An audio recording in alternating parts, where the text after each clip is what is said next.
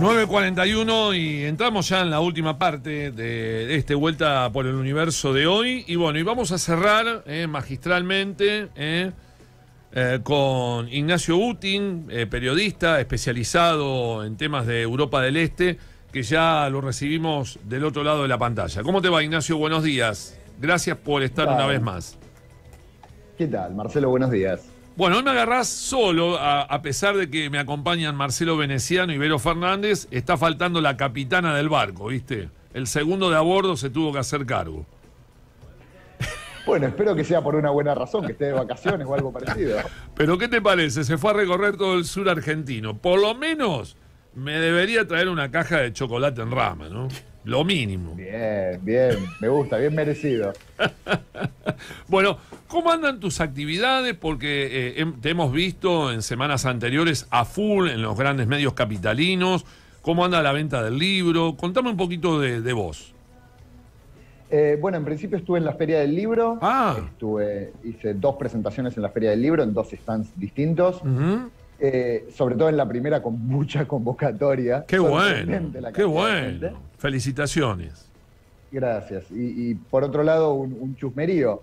Se acaba de publicar la edición española de mi libro, así que el mes que viene me voy a España a presentarlo. Che, casi todo junio. Pero vos viste la suerte que te trajo Vuelta por el Universo y Vorterix.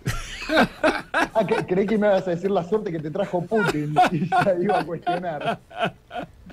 Bueno, la verdad que se celebra, Ignacio, se celebran estos pequeños triunfos personales. La verdad que te lo mereces, sos muy buen profesional. Además has viajado mucho a los lugares en cuestión y sinceramente bueno, te lo mereces. Así que ahora estás cosechando lo que sembraste, ¿viste? Bueno, muchas gracias, hace lo que se puede. Sí, sí. Bueno, y con respecto al tema, digo, la guerra está creciendo en lugar de extinguirse, ¿no? Yo creo que la guerra se está estancando. Y suena raro decirlo porque hay ataques todo el tiempo, hay muertos todo el tiempo, se están investigando crímenes de guerra todo el tiempo. Amnistía Internacional lanzó un informe en estos últimos días sobre crímenes de guerra en los últimos meses de parte de Rusia en Ucrania. Suena raro decirlo, pero yo creo que la guerra se está estancando, porque sí es cierto que Ucrania ha recuperado ciertos territorios, especialmente en las zonas cercanas a Kharkiv en ucraniano, Kharkov en ruso, la segunda ciudad más grande de Ucrania, pero me parece que no hay grandes avances en este momento. Todo lo que vimos en las primeras semanas, que eran ataques constantes por todos lados, hoy por hoy no es así. De hecho, la ciudad de Mariupol, de la cual tanto hemos hablado en las últimas semanas, esta ciudad que es un puerto muy importante en el mar de Azov, en la región de Donetsk, esta ciudad, Rusia hace cuántas semanas que viene diciendo que la tiene rodeada, que está casi a punto de tomarla, que la ciudad está prácticamente tomada, y sin embargo no terminan las batallas en esta ciudad.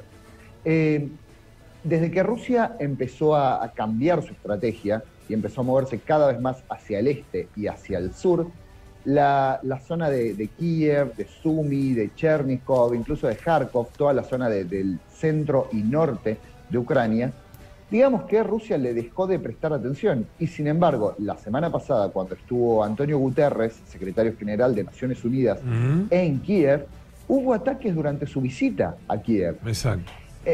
Entonces, sí, Rusia se está movilizando hacia el este, pero no está dejando de atacar el oeste. La semana pasada hubo un ataque en Odessa, al aeropuerto de Odessa, que quedó inutilizada la pista de aterrizaje. Pero yo creo que en este momento estamos ante un escenario prácticamente condenado al estancamiento, porque Rusia no puede lograr una victoria bélica total, que implicaría destruir completamente toda la infraestructura militar de Ucrania y, por qué no, varias ciudades de Ucrania. Es imposible, pero al mismo tiempo es imposible que Ucrania logre una victoria bélica total, que Ucrania logre expulsar a todos los rusos. Bien.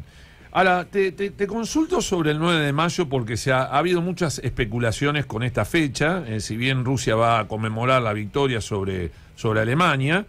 Digo, ¿qué va a pasar el 9 de mayo? Digo, ¿Va a ser simplemente un desfile militar donde Putin va a mostrar el esplendor de haber ganado esa batalla tan importante?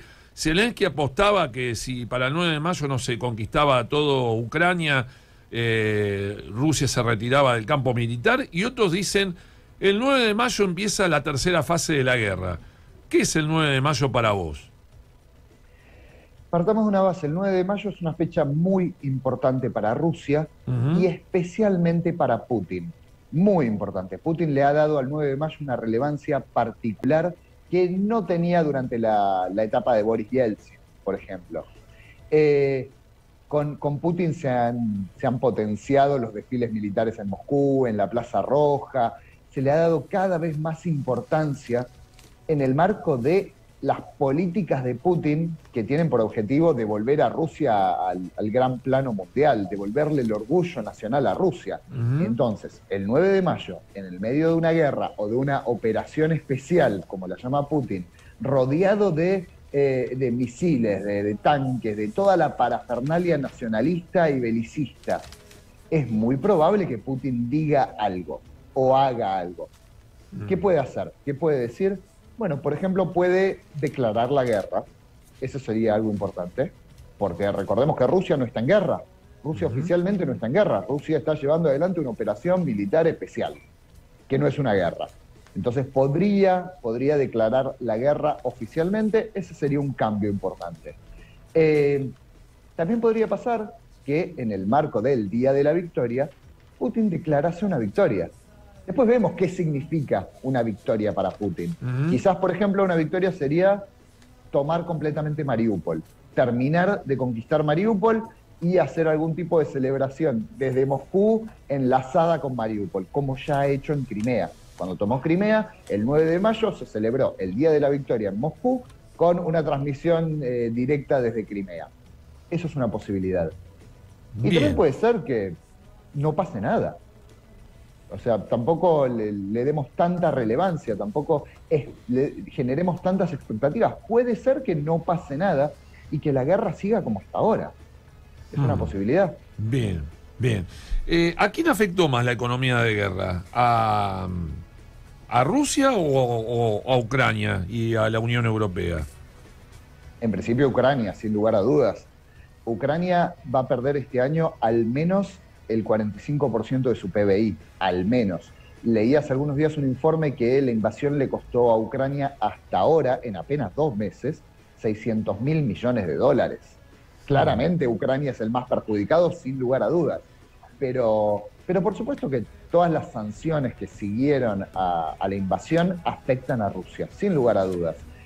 Muy probablemente el PBI ruso caiga al menos un 10, 12, 15% este año, que es una cifra muy importante, y eso también depende de cómo avancen las sanciones sobre sectores energéticos de parte de la Unión Europea.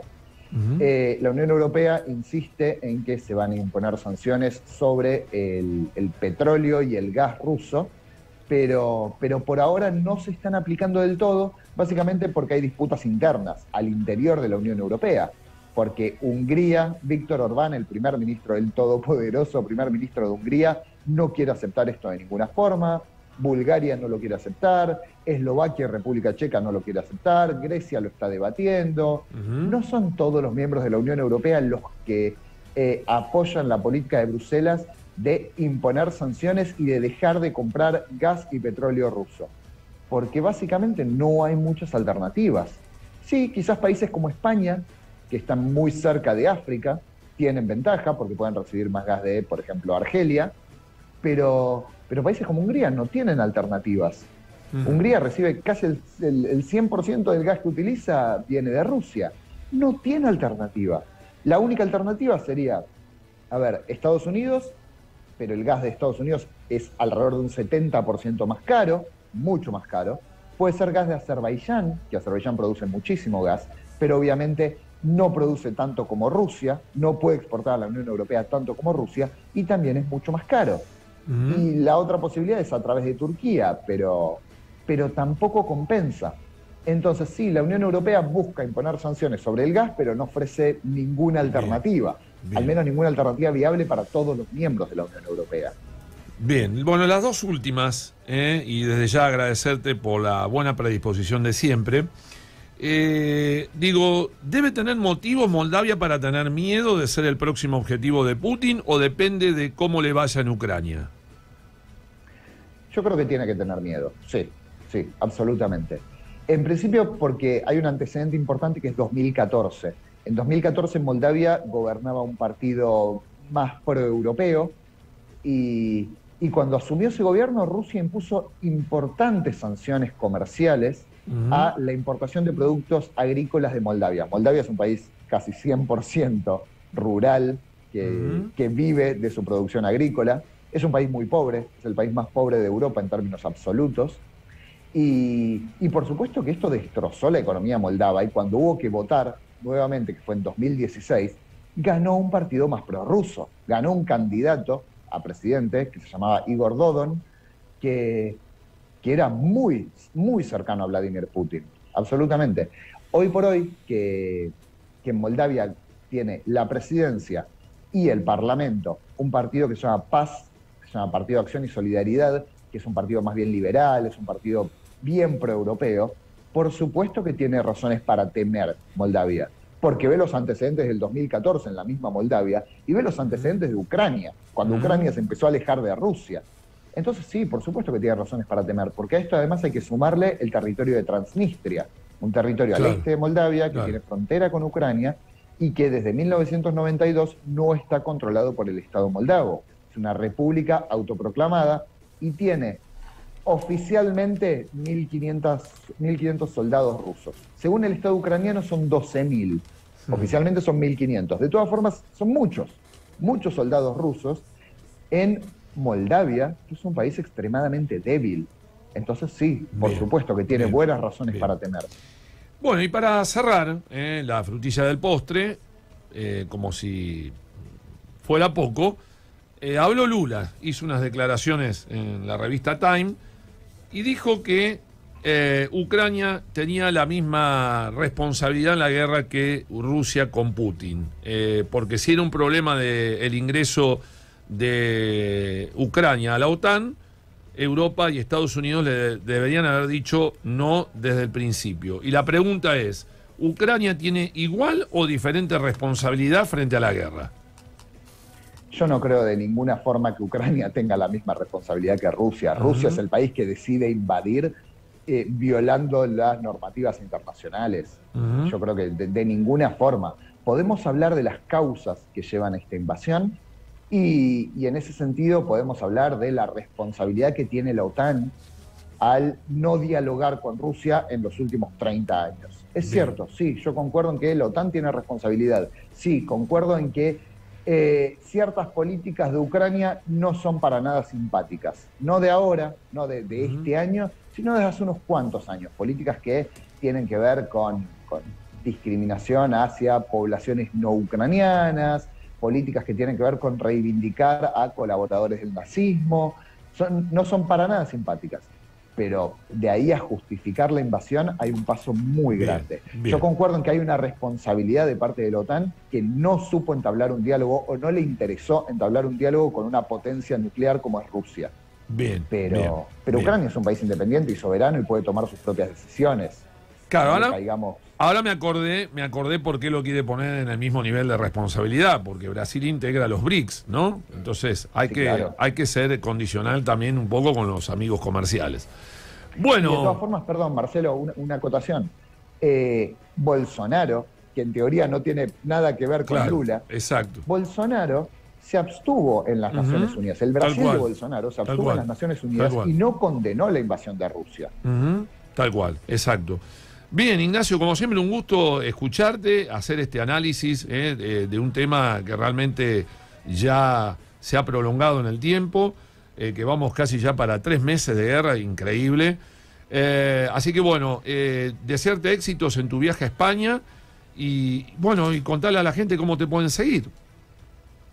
Bueno, estoy en Twitter, estoy en Instagram, en los dos como IEUTIN, Utin con H, y estoy dentro de todo bastante activo en redes sociales. Bueno, buenísimo por lo de la Feria del Libro. Digo, la gente hizo cola, digo, no para devolverte el libro, sino para que lo firmes, ¿no?